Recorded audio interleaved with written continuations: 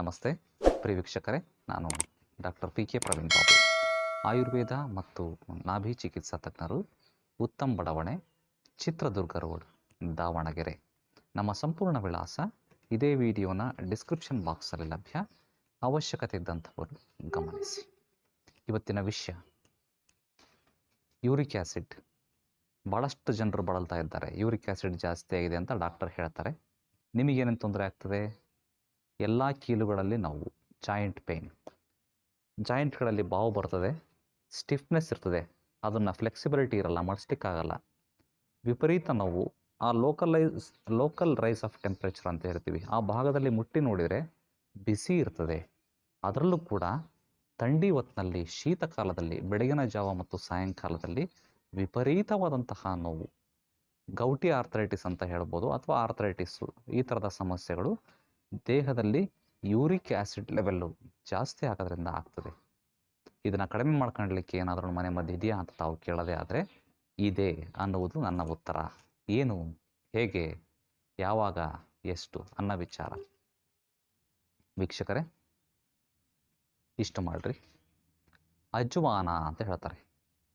ಹುಬ್ಳಿ ಧಾರವಾಡ ಈ ಕಡೆ ಸೈಡು ಅಜ್ವಾನ ಅಂತಾರೆ, ಬೆಂಗಳೂರಲ್ಲಿ ಓಂಕಾಳು ಅಂತಾರೆ, ತೆಲುಗಿನಲ್ಲಿ ವಾಮ ಅಂತಾರೆ, ಸಂಸ್ಕೃತದಲ್ಲಿ ಅಜಮೋದ ಅಂತ ಹೇಳ್ತಾರೆ, ಅಜ್ವಾಯಿನ್ ಅಥವಾ ಸಣ್ಣಗಾಳು ಅಂತ ಹೇಳ್ತಾರೆ. ಅಜ್ವಾನವನ್ನು 50 ಗ್ರಾಮು, ಕಾಳು ಮೆಣಸು, ಮೆಣಸಿನ ಕಾಳನ್ನು 50 ಗ್ರಾಮ್ ತಗೊಳ್ಳಿ, ಎರಡನ್ನೂ ಸಂಪೂರ್ಣ ಚೂರ್ಣವನ್ನಾಗಿ ಮಾಡಿ ಪುಡಿ ಮಾಡಿರಿ, ಮಿಕ್ಸಿಗೆ ಹಾಕಿ ಎರಡನ್ನೂ ಮಿಶ್ರಣ ಮಾಡಿ ಇಟ್ಕೊಳ್ಳಿ. ಇದನ್ನೇನು ಮಾಡಬೇಕು? ಕ್ಷೀರಪಾಕ ವಿಧಿಯನ್ನು ಮಾಡಬೇಕು. ಈ ಅಜ್ವಾನ ಮತ್ತು ಮೆಣಸಿನ ಪುಡಿಯನ್ನು ಸಮ ಪ್ರಮಾಣದಲ್ಲಿ ಪುಡಿಯನ್ನು ಮಿಕ್ಸ್ ಮಾಡಿ ಇಟ್ಕೊಂಡಿರುವಂತಹ ಪುಡಿಯನ್ನು 2 ಲೋಟ ಹಾಲಿಗೆ ಒಂದು ಅರ್ಧ ಚಮಚ ಈ ಚೂರ್ಣವನ್ನು ಹಾಕಿ ಕುದಿಸಿ, ಕುದ್ದು 2 ಲೋಟ ಹಾಲು 1 ಲೋಟಕ್ಕೆ ರೆಡ್ಯೂಸ್ ಆಗಬೇಕು. ಇದಕ್ಕೆ ನಾವು ಸಂಸ್ಕೃತದಲ್ಲಿ ಕ್ಷೀರಪಾಕ ವಿಧಿ ಅಂತ ಹೇಳ್ತೇವೆ. ಈ ರೆಡ್ಯೂಸ್ ಆಗಿರುವಂತಹ ಹಾಲನ್ನು ಬೆಳಿಗ್ಗೆ ಮತ್ತು ಸಾಯಂಕಾಲ ಊಟ ತಿಂಡಿಗಿಂತ ಅರ್ಧ ಗಂಟೆ ಮುಂಚೆ ಸತತವಾಗಿ 3 ತಿಂಗಳು ಮಾಡಿದ್ದೇ ಆದಲ್ಲಿ ಖಂಡಿತವಾಗ ನಿಮ್ಮ ದೇಹದ ಯೂರಿಕ್ ಆ್ಯಸಿಡ್ ಲೆವೆಲ್ ಕಡಿಮೆ ಆಗ್ತದೆ, ಜಾಯಿಂಟ್ ಪೇನ್ಸ್ ಕಡಿಮೆ ಆಗ್ತದೆ, ಸ್ಟಿಫ್ನೆಸ್ ಕಡಿಮೆ ಆಗ್ತದೆ, ಬಾವು ಕಡಿಮೆ ಆಗ್ತದೆ, ಅಲ್ಲಿ ಲೋಕಲ್ ಉಷ್ಣತೆ ಏನಿರ್ತದಲ್ಲ, ಸ್ಥಾನಿಕ ಉಷ್ಣತೆ ಕಡಿಮೆ ಆಗ್ತಾ ಬರುತ್ತೆ.